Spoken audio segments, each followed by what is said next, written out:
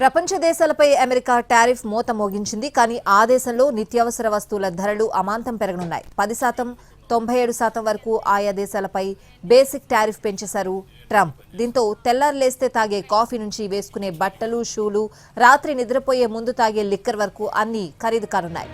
దీంతో అమెరికన్ల పర్సులు త్వరగా ఖాళీ కావడం ఖాయంగా కనిపిస్తోంది. ఫ్యాషన్ అంటే క్రేజ్ కనబరిచే అమెరికన్లు భారీగా వెచ్చించాల్సిన పరిస్థితి ఉంది. బట్టలు, షూలు, స్లిప్పర్స్ ఎక్కువగా వియత్నాం, చైనా, బంగ్లాదేశ్ నుంచి దిగుమతి చేసుకుంటుంది అమెరికా. వియత్నాంపై 46%, చైనాపై 34% టారిఫ్ విధించింది. దీంతో బంగ్లాదేశ్, వియత్నాం, చైనా బ్రాండ్ల డ్రెస్సులు, షూలు, చెప్పల్స్ అమెరికా వాసులకు మరింత ఆర్థిక భారం కానున్నాయి. కాఫీ ఎక్కువగా దిగుమతి చేసుకునే దేశాల్లో అమెరికా ఒకటి.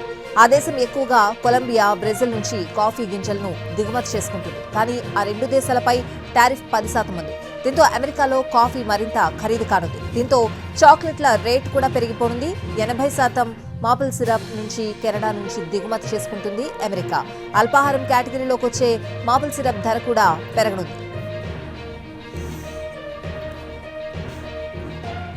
యూరోపియన్ దేశాల నుంచి దిగుమతి అయ్యే వస్తువులపై 20% సుంకం విధించారు ట్రంప్. వాస్తవానికి French champagne, Spanish wine, German beer ఎక్కువగా దిగుమతి చేసుకుంటుంది అగ్రరాజ్యం. టారిఫ్ పెంపుతో ఇప్పుడు యూరోపియన్ లిక్కర్ అమెరికాలో పెరిగిపోనుంది.